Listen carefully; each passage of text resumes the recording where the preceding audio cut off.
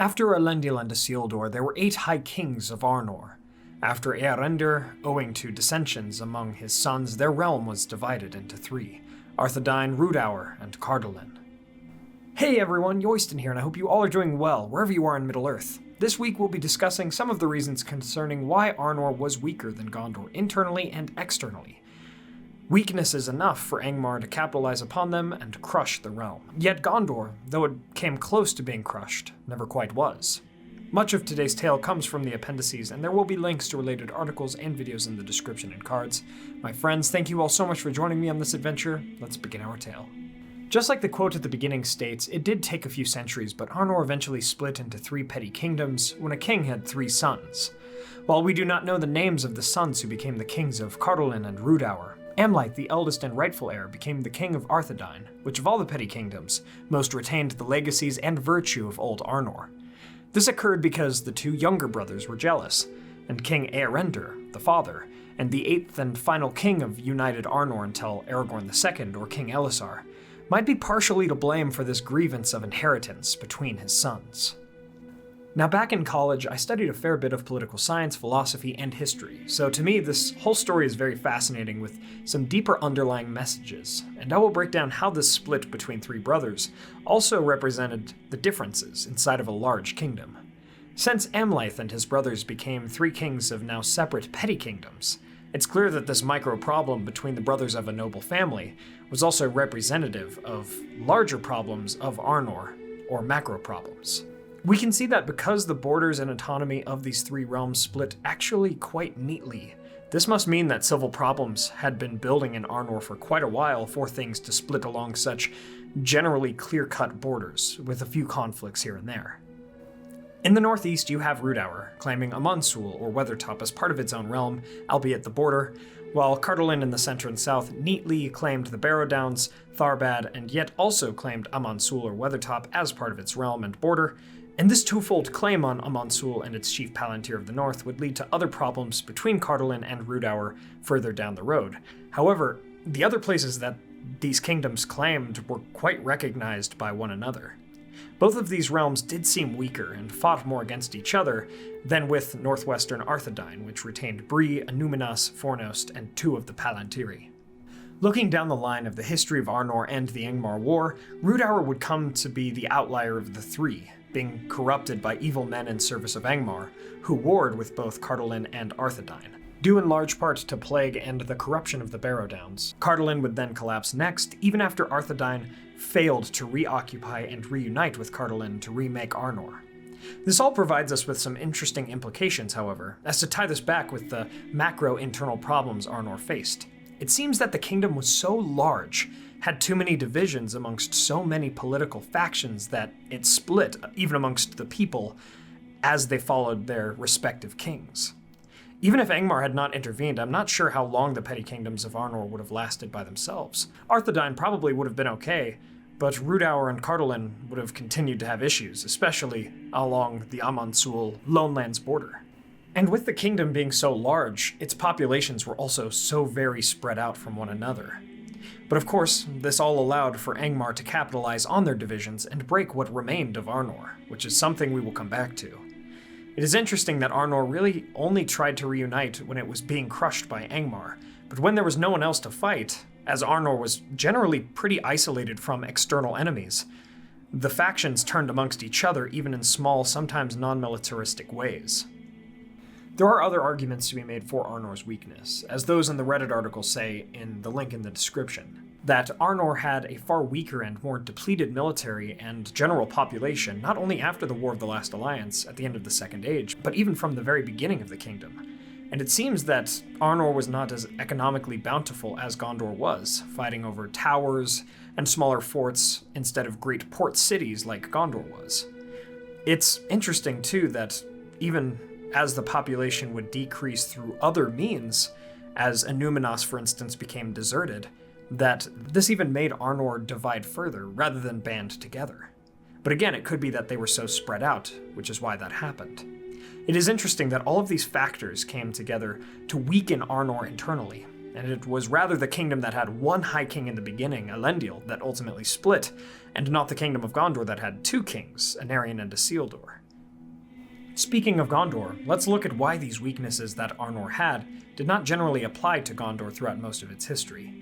Other than between Castamere and Eldacar in the Kin-strife, the Gondorian Civil War, no one really made competing claims against the throne in a way that caused major divisions that were also held amongst the people of Gondor themselves.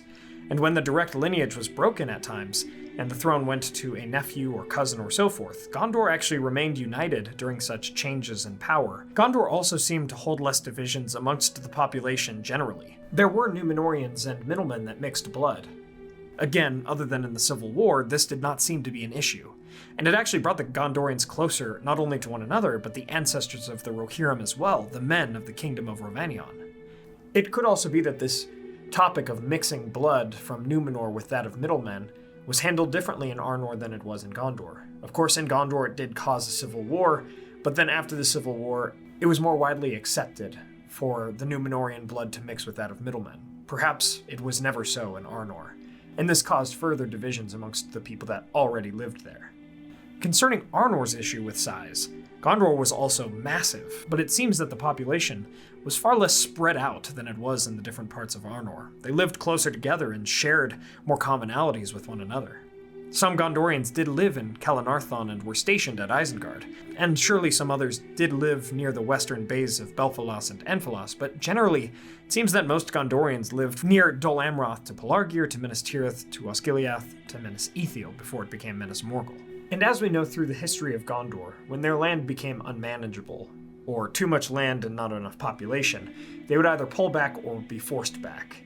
We see this with their outposts in Mordor, in Calenarthon, and in Umbar. The sheer sizes of these kingdoms, mixed with population distribution, surely contributed to how people felt about each other, and how many commonalities they shared with each other.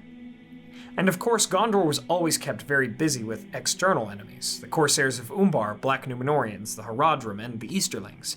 And so they also let the Dunlendings, and then the Rohirrim after them, live in Calenarthon, not spreading themselves too thin nor wanting to oppose yet another group of people that could become enemies. Strangely enough, though, Gondor, throughout its many wars and external conflicts, stayed whole, and even made allies where they could with the men of Rhovanion, for instance. So I do think that it was the internal conflicts that Arnor had, which Gondor did not have, that saw Sauron command the Witch King to raise his power in Angmar and destroy Arnor, and capitalize on that internal conflict, while other servants of Sauron in the south and east continued to batter Gondor over the years, all in the hopes that Gondor would also fall during one of their many wars, and Arnor would collapse due to the external threat and invasion of Angmar, and internal pressures alike. Of course, this plan was partially successful. Arnor did fall, but some of its people, including the line of kings, remained, while Gondor was weakened as well, but still strong enough to aid Arnor and bring an end to Angmar in the north, and last even through the entirety of the Third Age. The Witch King would then turn his sights to Minas Ithil, and take it as his new seat of Minas Morgul, planning the destruction of Gondor just as he had done with Arnor. It's interesting, right before the time of the last kings of both Arnor and Gondor, and the start of the 1,000 years before King Elisar, King Arvedui, the last king of Arthedain, attempted to claim the crown of Gondor as well and reunite the kingdoms, as Gondor needed a new king at that time. And it is said that if this claim had been accepted, Arvedui would have changed his name and become a great king of a great land, and mayhaps much pain and darkness might have been averted, but this did not happen. Gondor chose a different king, Eärnil II. Regardless, the divisions between Arnor's petty kingdoms, and even the greater divide between the north and south kingdoms, ensured that Arnor's weaknesses made its collapse inevitable, and Gondor would also nearly fall so many times as well, but hope remained, as it always does, and these kingdoms were remade and reunited in the end, only after long years and great hardship had passed. It's interesting, too, that it was the king of both Arnor and Gondor, the great reuniter who brought two kingdoms back into one high kingdom, that saved so much in the end. It is my hope that the people of Arnor and Gondor, under the rule of their new kings, learned from the mistakes of the past and grew in wisdom, that they might avoid civil conflict in the future. And so we come to the end of our tale on what made Arnor weaker than Gondor. From this tale, the lesson is very clear. We must tend to our divisions and disagreements, our fracturing and strife, lest our differences defeat us utterly. Thank you all so much for watching. I hope you all enjoyed this video. If you did, please be sure to hit that like button and share this with a friend. What are your thoughts on the causes of Arnor's weaknesses compared to Gondor? Let me know in the comments below. As someone who studies lots of these kinds of things in real life, this was so fascinating to research, as Tolkien paid great attention to real-world history and the true causes of human conflict. This is why I always advocate moderation and respect, especially for those we disagree with. Thanks to our Valor Tier patrons Cal Wetzel, Peter Shepard, Jonathan Putin, and Mark Kralik, Blair Scout, Merton, John Hume, Sam McBee, Matt Sabach, Elizabeth Calvert, Maz Gibbs, Reese Jenkins, Adam Petrolik, Brandon Glidden, Molly Sullivan, Daniel Burns, Anthony Harmon, Dorwin Gray, Arthur, Merlin, and DJ Vaught. Thank you so much, and thanks to all of our patrons and YouTube members. Please subscribe and hit that bell button to join the Men of the West and all of the Free Peoples today. And I'll see you all again next week with a video on the Dwarven strongholds of the Second and Third Ages. You all are the best, my friends. Thank you all so much for joining me on this adventure. Until the next one.